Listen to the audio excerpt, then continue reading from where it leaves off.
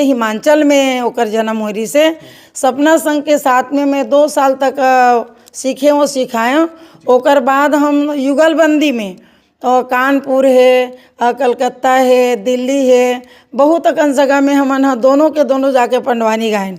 तो वो एक भानुमती रानी की बात ल बतावत है, तो मैं पांडव की नारी द्रौपदी की बात ल बतावत हूँ।